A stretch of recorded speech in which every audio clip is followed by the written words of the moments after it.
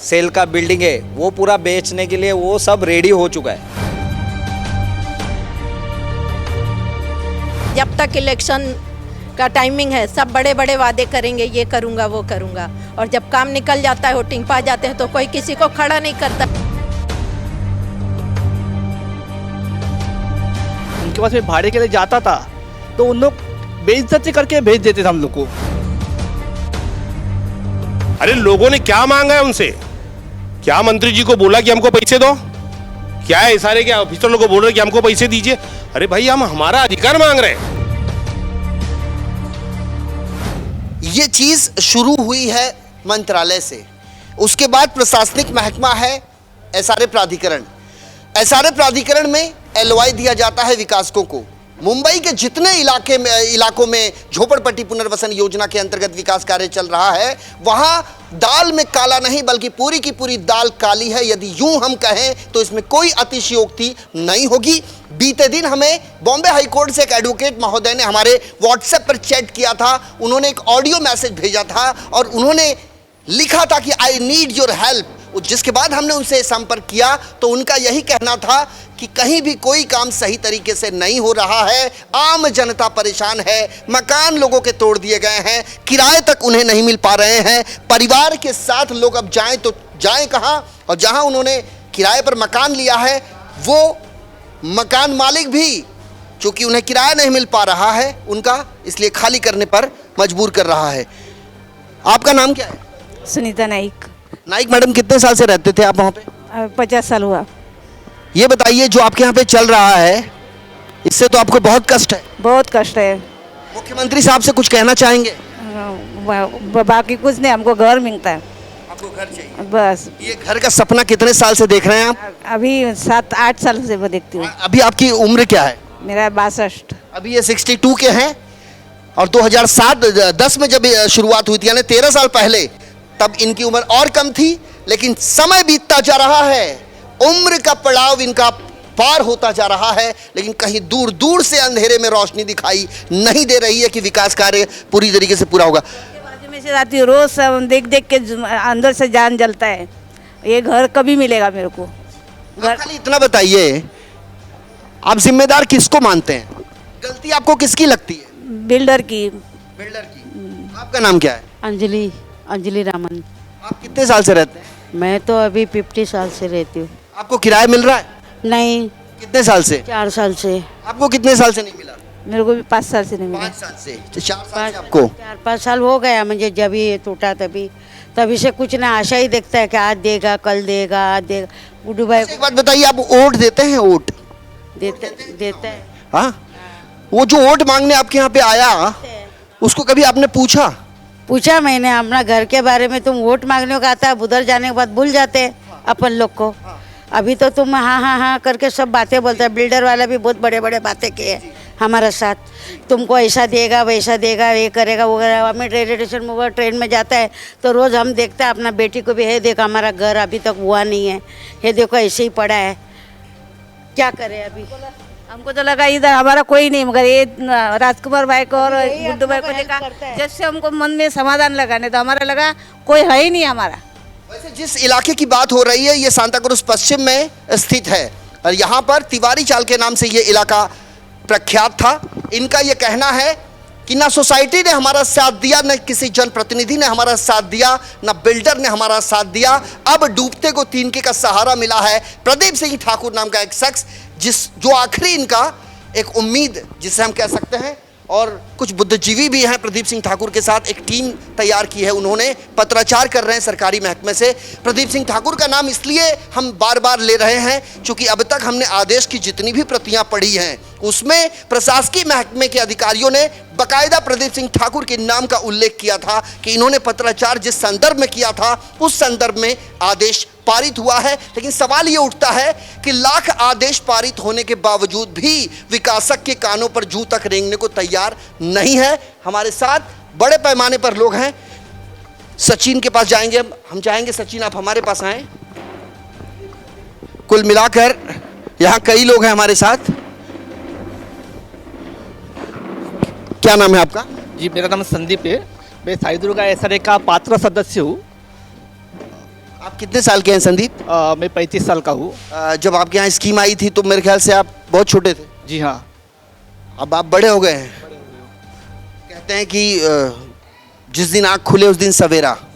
आज आपको जो महसूस हो रहा है, जो तकलीफ हुई है, जो अनुभव है, हम चाहेंगे थोड़ा इन24 न्यूज़ के जरिए आप लोगों से साझा करें। मेरे पापा एक्सपायर हो गए कैंसर की वजह से। वो 2017 में हो गए थे। उसके बाद में बिल्डर के साइड ऑफिस पे गया था, जहाँ पे अपना कंस्ट्रक्शन चले, वहीं पे उनका साइड ऑफिस है। तो वहाँ पे उनके कुछ ऑफिसर है, कुछ एम्प्लॉय है, उनके पास मैं भाड़े के लिए जाता था तो उन लोग बेइज्जती करके भेज देते थे हम लोग को। ये बेइज्जती करने वाले कौन लोग हैं, उनका नाम लेंगे आप? रमाकांत और शेलार करके उनके एम्प्लॉय है। रमाकांत, पूरा नाम बताइए। रमाकांत कराड़कर। पुलिस वगैरह रमाकांत कराड़कर का क्या रोल है? उनका घर है वहाँ पर? उनका घर नहीं है वहाँ पे, लेकिन उनका क्या रोल है वो अभी तक हम लोग को पता नहीं चल रहा है। तो वो बिल्डर के यहाँ काम करते होंगे, ऐसा बोल रहे लोग कि वहाँ बिल्डर के पास काम करे करके। और वो हम लोग भाड़ा जमाने गए थे तो उस टाइम पे उन्होंने पुलिस वगैरह भी बुलाए थे। उस चीज़ में हम लोग के सेक्रेटरी जी उमेश सिंह वो भी वहाँ पे शामिल थे, लेकिन वो भी वहाँ पे हम लोग को मदद करने के लिए नहीं आए थे। आज मेरी मम्मी है 63 साल की, उनको बीपी शुगर का प्रॉब्लम है। महीने का 5,000 का दवाई का खर्चा है उनको। अभी उनका 350 के करीब कुछ बीपी शुगर है उनका, तो भी वो घर काम के लिए लोगों का दुना भांडे करती है। आप मुझे एक बात बताइए, आपने कहा कि जब किराया मांगने के लिए हम गए तो वहाँ पर कोई उमेश सिंह और कोई रमाकांत कराड़कर, उन्होंने पुलिस बुला ली। क्या किया पुलिस ने? पुलिस ने कुछ नहीं, मुझे बाहर निकाल दिया। बाहर निकाल दिया? बाहर निकाल आपने पुलिस स्टेशन में कंप्लेंट की कि हमारा मकान टूट चुका है और हमको किराया नहीं मिल रहा है? एक आम आदमी हूँ, मेरे दिल में डर है। बिल्डर हम लोग के यहाँ पे एक मर्डर भी हो चुका है साइड पे, तो उस समय से हम लोग के मन में एक डर है कि हम लोग कुछ बिल्डर के अगेंस्ट जाएंगे तो हम लोग को कुछ करेंगे वगैरह वगैरह। वैसे हम अपने तमाम दर्शकों को बता दें, यदि इस कार्यक्रम को देखने वाला कोई भी दर्शक अगर उसके इलाके में झोपड़पट्टी पुनर्वसन योजना के अंतर्गत विकास कार्य चल रहा है और वहां किसी भी प्रकार की कोई भी दहशत निर्माण करने की कोशिश की जा रही है या लोगों को गुमराह करने का प्रयास किया जा रहा है या फिर पुलिस का दुरुपयोग, पुलिस बल का दुरुपयोग कर उन्हें वहां से हटाने की कोशिश की जा रही होगी, तो टीवी स्क्रीन पर लगातार फ्लैश हो रहे हमारे इस नंबर पर आप हमसे संपर्क कर सकते हैं और हम आएंगे आपके पास और आपकी तकलीफ भी पूछेंगे और उस पुलिस अधिकारी से भी पूछेंगे जिसे कोई अधिकार प्राप्त नहीं है झोपड़पट्टी पुनर्वसन योजना में किसी भी प्रकार का इंटरफेयर करने के लिए, क्योंकि पुलिस का काम होता है कायदा व सुव्यवस्था का मेंटेन करना। लेकिन जो तानाशाही की जा रही है लोगों के साथ, पुलिस कमिश्नर साहब से हम गुजारिश करेंगे कि आपके मातहत आने वाले मुंबई के 94-95 जितने भी पुलिस स्टेशन है और उसके अधिकार क्षेत्र में यदि विकास कार्य चल रहा है तो जनता परेशान है साहब। जनता को उसकी सुरक्षा सुनिश्चित करना आपका फर्ज है। लोगों के मन में उहापोह की स्थिति है, दहशत के साए में लोग जीवन जीने को मजबूर हैं। ये जनाब कह रहे हैं कि इनके इलाके में जो विकास कार्य चल रहा है वहाँ मर्डर भी हुआ है और उस मर्डर को देखते हुए इनके भी जहन में खौफ है कि विकासक के खिलाफ यदि हम जाएंगे तो हमारे ऊपर भी कुछ भी हो सकता है। यही कह रहे थे आप? जी बरोबर। और अभी नया एक केस है कि हम लोग के यहाँ पे मोहन विस्तार राठौड़ के में जुने हैं लगभग। यहाँ पे हैं, आप आइए साहब। वो अभी यहाँ पे नहीं रहते, नाला सोपारे में रेंट पे रहते हैं। तो अभी उनका दवाई का खर्चा उनको नहीं जम रहा है, रोज का कुछ डायलिसिस। क्या नाम है सर आपका? मेरा नाम सुभाष राठौड़ है। आप यहीं रहते थे? पहले यहाँ रहता था, अभी मैं विराट शिफ्टिंग हो गया। आपका ये जो मकान है इसको क्या बेच दिया आपने? नहीं, मैं अभी मेरे को भाड़ा नहीं मिला 4 साल से। 4 साल से भाड़ा नहीं मिला? 4-5 साल। ये जो बता रहे हैं तकलीफ बताया था, मेरे पिताजी को दोनों पैर से पूरा हैंडीकैप हो गया, उनको चलने नहीं हुआ था। बस उनका भाड़ा नहीं मिल रहा। अभी भाड़ा उनका इलाज करे क्या भाड़ा भरे, कहाँ से निकाले अब बच्चे लोग? अभी आप कहाँ रह रहे हो? अभी विरार में शिफ्टिंग हो गया। आपके पापा आपके साथ में हैं? साथ में अभी पिताजी को गाँव में भेजा है। अभी कितनी उम्र है उनकी? उनकी रहेगी भी 74। अभी चलने से दोनों को अभी पकड़ना पड़ता है लोगों को, दोनों जन को। ये समस्या सिर्फ एक परिवार का नहीं है, एक व्यक्ति का नहीं है। यदि हम गिनने गए तो एक लंबी फहरिस्त है, चाहे ईशान्य मुंबई का इलाका हो, चाहे उत्तर मुंबई का इलाका हो या उत्तर पश्चिम का इलाका हो या नॉर्थ सेंट्रल का मामला हो, मुंबई सिटी का मामला हो, यानी हर जगह जहाँ जहाँ झोपड़पट्टी पुनर्वसन योजना स्कीम की शुरुआत की गई है वहाँ पर बिल्डिंग पूरी तरह नहीं बन पाया है और यदि बन भी पाया है तो 100% लोगों को उनके हक का मकान आज तक नहीं मिल पाया है। जिस इलाके में हम खड़े हैं यहाँ से कुछ ही फरलांग की दूरी पर चूनाभट्टी दौलतनगर नाम का एक इलाका है जहां 500 से अधिक झोपड़ावासी आज भी उस संक्रमण शिविर में बद से बदतर परिस्थिति का सामना कर रहे हैं। पर्यायी तौर पर जो इन्हें ट्रांजिट कैंप बनाकर बिल्डर ने दिया है, उसमें जाने के बाद ऐसा लगता है कि ये कोई जेल भरो आंदोलन के तहत गिरफ्तार किए गए वो लोग हैं जिन्हें यहाँ पर भरा गया है। और भी कई लोग हैं। आपका नाम? सुभाष परब। परब साहब कहाँ रहते हैं आप? वही शंकर बाजू वाला चाल जहाँ तोड़ा है। पात्र हैं आप? पात्र है। मकान तो टूट गए हैं आपके? किराया मिल रहा है आपको? 2018 में लास्ट मिला था, 2019 से किराया नहीं मिला है। 2019 से किराया नहीं मिल रहा? नहीं मिला। अच्छा, एक बात बताइए, मेरे ख्याल से आपका जन्म भी वहीं पे हुआ है? जन्म भी वहीं पे हुआ है। ये जब बिल्डर यहाँ पर आया था साहब, तो शुरुआत में आपको ऐसा लगा था स्कीम कंप्लीट हो जाएगी? लगा था कंप्लीट हो जाएगी, भाड़ा भी मिलेगा, 3-4 साल में कंप्लीट हो जाएगी, ऐसा लगा था। लेकिन आज ऐसी बदतर हालत हो गई है सर कि क्या बताए, घर बच्चों को पढ़ाए, घर चलाए कि भाड़ा भरे, ये 3 मेन चीज़ है। भाड़ा तो भर देंगे कैसे ही, घर भी चलाएंगे, बच्चों को कैसे पढ़ाए? हम तो पढ़े लिखे ज़्यादा है ही नहीं सर, लेकिन बच्चों को पढ़ाना हमारी ख्वाब है। तो उनको हर माँ बाप चाहता है। हम नहीं पढ़े लेकिन बच्चों को पढ़ाए। लेकिन राजकुमार जी के बात पे एक मैं सहमत हूँ, जो उन्होंने बोला गुमराह कर रहे लोगों को, गुमराह ऐसे कर रहे हैं। वहाँ पे मेरी मम्मी 2014 में ऑफ हो गई है और 2016 में हमने बिल्डर को रूम सबमिट किए, तुड़वाए है। तो 2014 में मेरी मम्मी ऑफ हो गई है, 2016 में सबमिट किया है। तो सबमिट करने के लिए हमारी मम्मी तो थी नहीं, हमने किया है। लेकिन अब ये बोल रहे हैं कि पात्र जिनके नाम पे है करवाना है उनके नाम पे करवाओ, फिर तुमको भाड़ा मिलेगा। अरे जब रूम दिया तब हमारी मम्मी नहीं थी, हमने ही तो दिया था आपको। ये बात तो सही है, हमने ही तो दिया था।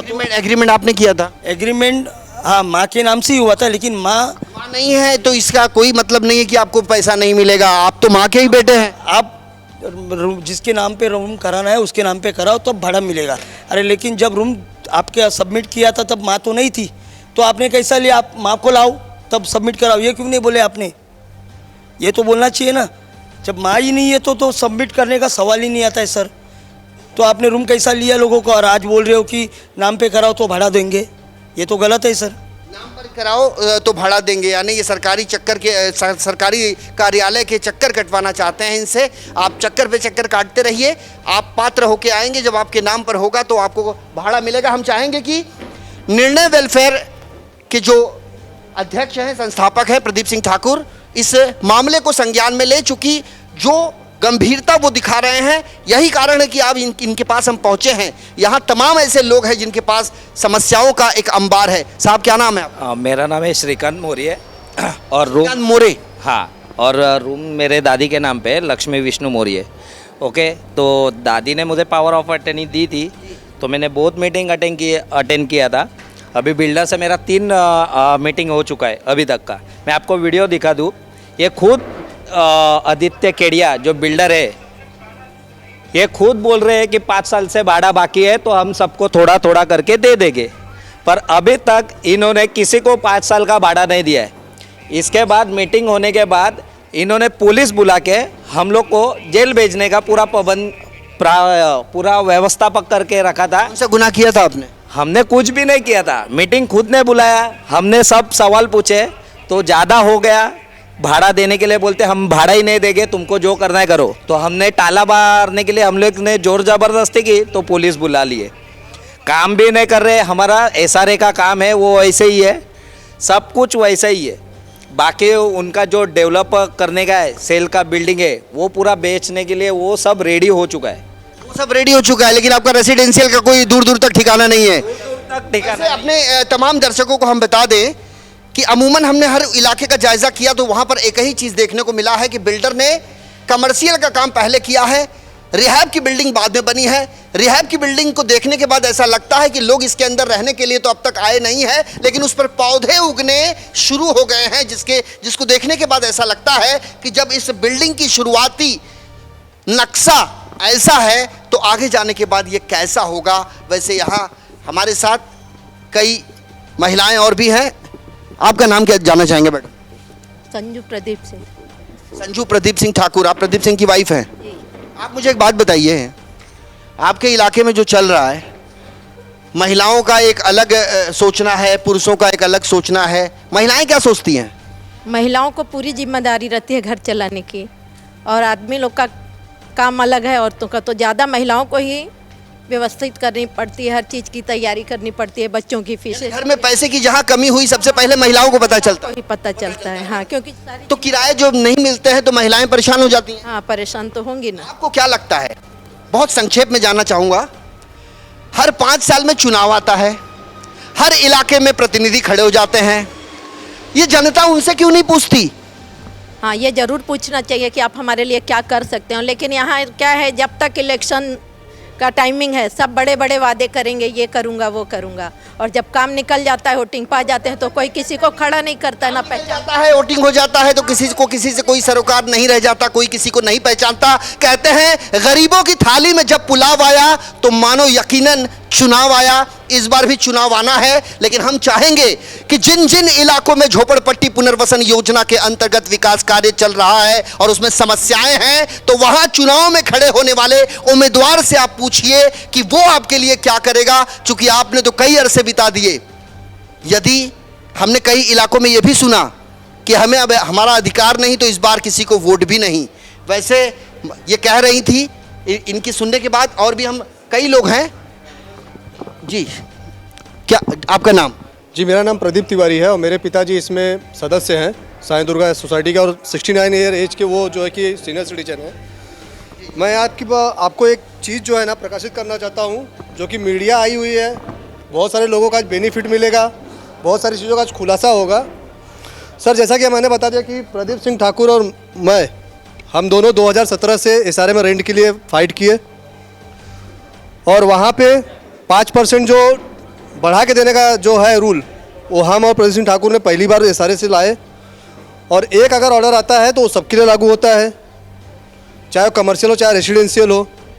लेकिन यहाँ पे डेवलपर जिसका ऑर्डर हुआ उसको देता है भाड़ा, सबको नहीं देता। जिसको ऑर्डर हुआ है उसको देता है। प्रदीप सिंह, हम चाहेंगे आप यहाँ आएँ और जरा बताएं कि ये कह रहे हैं कि जिसका ऑर्डर होता है उसको दिया जाता है, बाकी को नहीं दिया जाता। नहीं, देखिए ये मनमानी चालू है। ये जिसका ऑर्डर होता है उनको ही भाड़ा नहीं देते, ये सिर्फ अपने जो कमेटी के साथ में जो 2-4 लोग हैं बस उनको ही भाड़ा देते हैं। और बिल्डर जब सामने आता है तो लोगों को ये बोलता है कि अगले महीने में 10 लोगों को भाड़ा दे रहा हूँ। तो साल में अगर 10 लोगों को भाड़ा देंगे तो 250 लोगों को कब देंगे और कितने साल का देंगे बताइए? एक बात बताइए कि क्या बिल्डर की तानाशाही है? बिल्डर की तानाशाही नहीं, सरकार की तानाशाही है। नहीं, सरकार की तानाशाही कैसे है? अगर सरकार की तानाशाही होती, दे सकता हूँ, थोड़ा मसलन के तौर पे बताइए। मुझे आप बताइए कि ये अभी पिछले संडे 24 तारीख को गोरेगांव में मीटिंग हुई थी सोसाइटियों की, महाराष्ट्र लेवल पे बहुत सारे स्टेटमेंट आए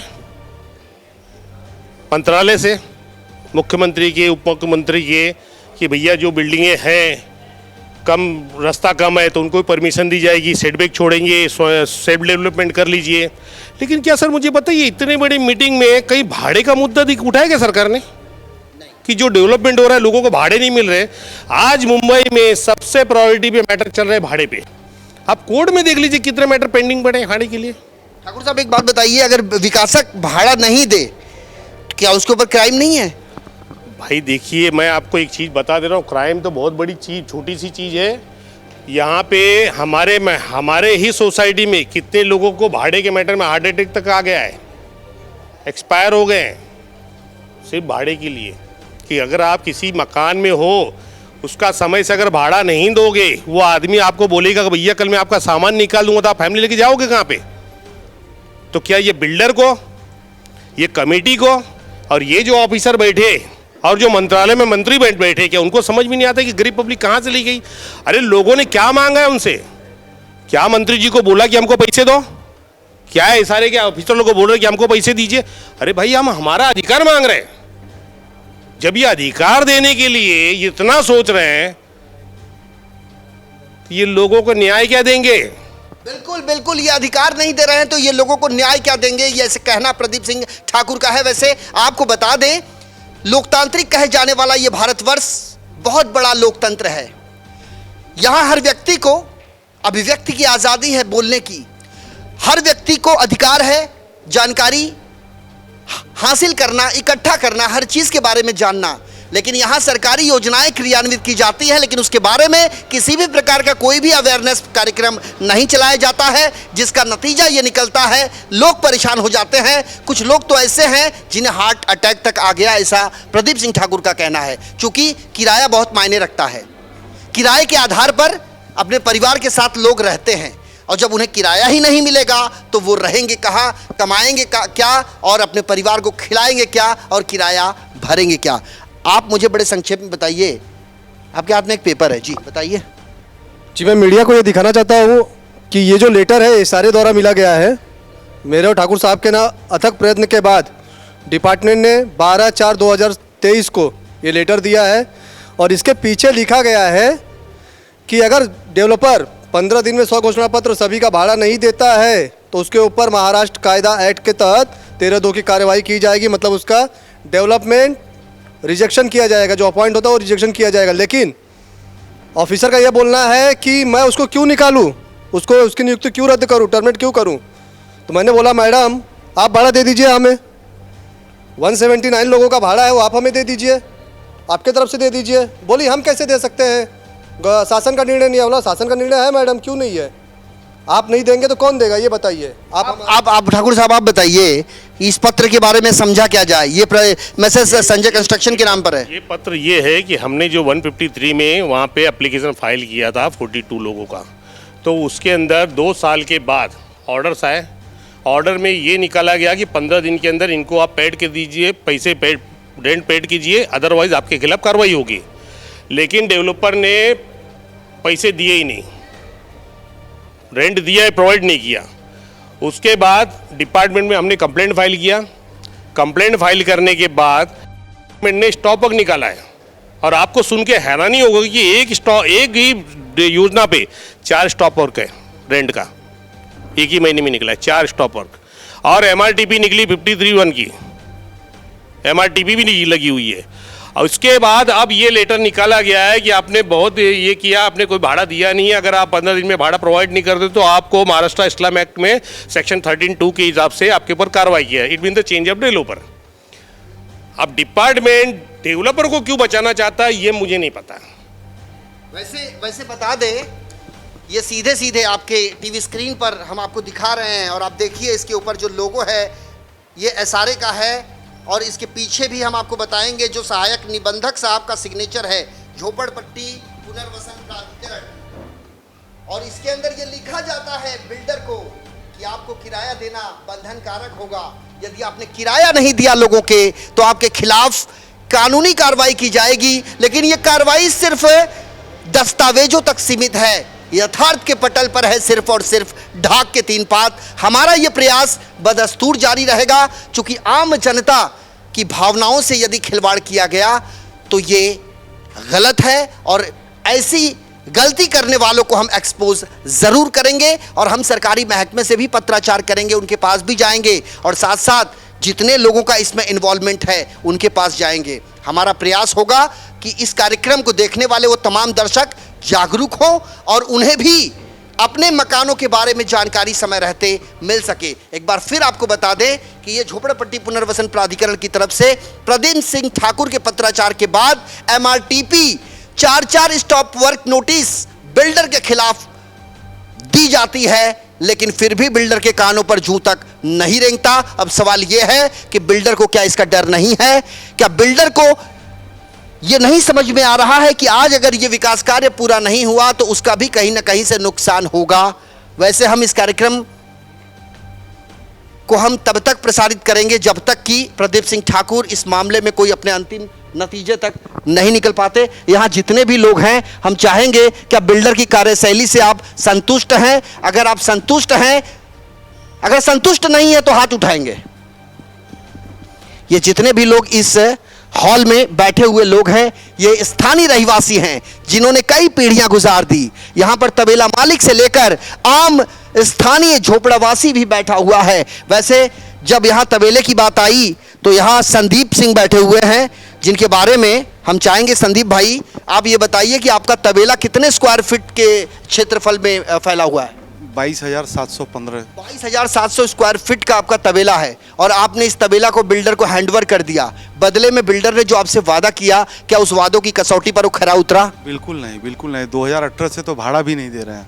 हम लोग की वो हालत हो गई कि परिवार को पढ़ाना लिखाना चलाना वो सब भारी पड़ रहा है।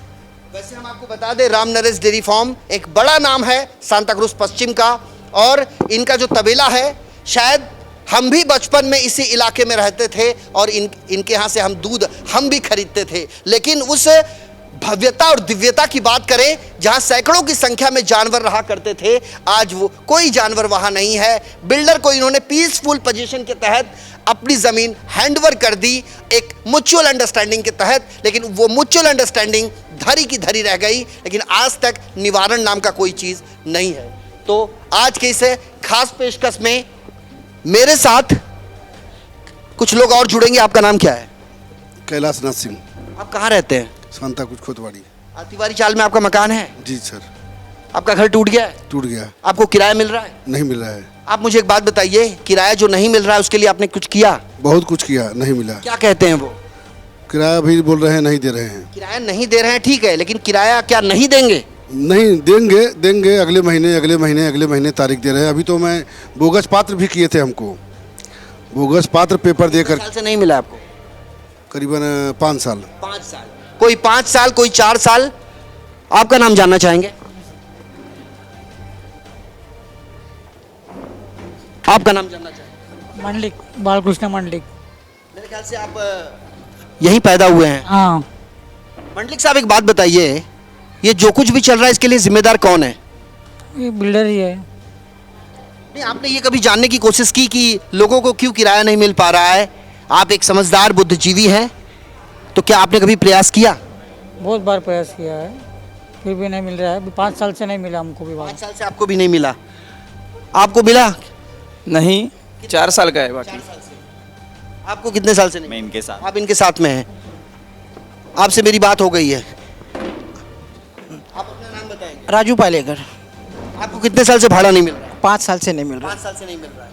यानी जितने भी लोग यहाँ पर हैं, कोई 4 साल, कोई 5 साल, एक लंबा अंतराल है कि उनको उनका किराया नहीं मिल पा रहा है। लेकिन हम ये गुजारिश करेंगे एसआरए सीओ से कि यहाँ के रहवासियों को यहाँ का किराया मिल सके, चूँकि उनके परिवार हैं और अपने परिवार के साथ इन्होंने एक सपना देखा था एक अच्छे आशियाना का। वो आशियाना तो इन्हें नहीं मिला, अलबत्ता इनका मकान जरूर जमींदोज हो गया। हमारे इस आज के खास पेशकश में मेरे साथ अभी के लिए इतना ही।